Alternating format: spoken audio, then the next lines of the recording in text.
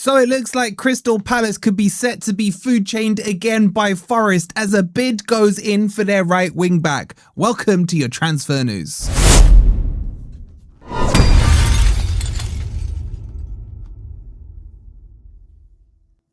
Hi guys, hope you're doing well and welcome to your latest breaking Forest transfer news as a bid has gone in for right wing back from Palace, Muñoz.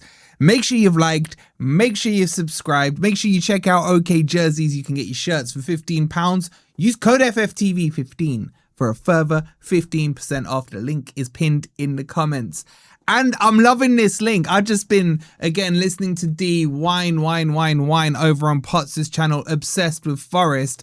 And this is going to burst his blood vessels because he's about to be food chained again. He's still not over Glasner coming to Forest. And this one will hurt a lot. Why? Because Muñoz, this name.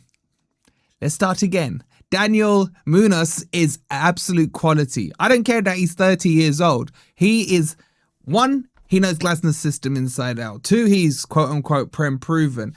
And three, he's cheap. Like, we're talking about 20 million quid here. We've seen Dodo with a 7 million bid. We've seen Xavi with a 20 million bid. You may as well get someone who knows your system, who knows the style of play, who knows the league and everything else.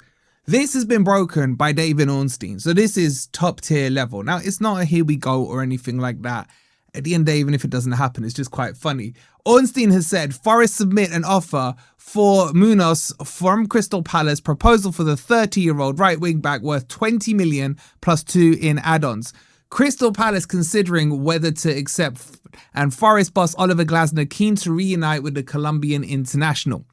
So this is now in Palace's hands, and they can't really win in this situation because if Big Nose Parish tries to, say no and hold a stance, then he's going to miss out on money. And even Palace fans will admit when it comes to money, Parish is so butt tight with it. He loves selling players for money. I think he always undersells Palace's players. As I was saying, I don't really have any beef with Palace. I think they always produce some good players to come through, but they really should take a bit of chest and try and develop into a better team by holding on to some of these players for more than a year or more than 2 years and then building a team around them. And this is the problem. So if Parish doesn't accept, he's going to miss out on the money that he desperately wants. If he does accept, their fan base of 2 or 3 fans are going to go absolutely ballistic at him because they're scared of Marinakis. They still, hold a grudge about what happened last season because Parish didn't check his emails. So I think, put all the Palace crap aside, I think this guy will be absolutely perfect. For me, it feels like Ola Einar isn't cut out to play right wing back. So if you've got someone who's tried and tested who can do it, then go and do it with him. So I want to get into an article here. So I've got the article from Ornstein himself. Let's run through it quickly. So Forest make a 22 million bid for Muñoz from Palace.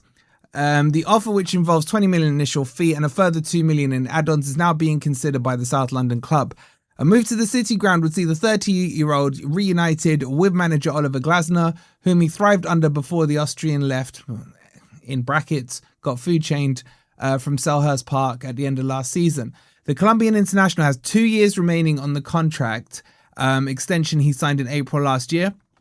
Palace have bolstered in Muñoz's position this summer with Anen Khalili.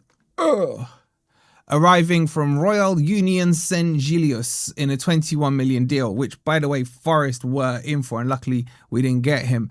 Muñoz joined Palace from a Belgian Pro League side Genk in January 24 for £7 million. He has gone on to make 109 appearances for the club and a key part of the team that won the FA Cup, the Conference League. He started last weekend with Palace's opening defeat against Everton before being withdrawn in the second half. Muñoz is a regular for the Colombian national teams, won 51 caps, including 5 appearances, blah, blah, blah. Forest have made 5 signings this summer to date, with Liam Delap on Thursday joining Diamande, Gustavo Sarr, Olympiacos, Schlager and Bender.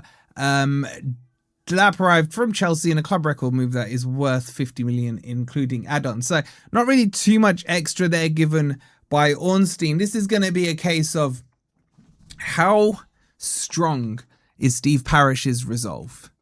Can he afford to be slapped in the face again by Marinakis? This is the question. This isn't about whether or not he would take the money. We all know he would. We also know that Anen, who came in, was technically going to be the replacement for Muñoz.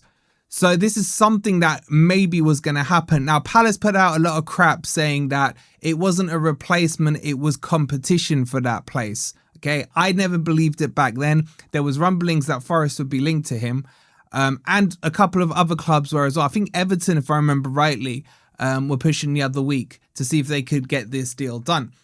And from the Forest perspective, this is a case of, okay, if we line up all the targets who are there, I would say, so we've had Dodo, we've had Javi Rueda, who's the other one we had? Reed as well.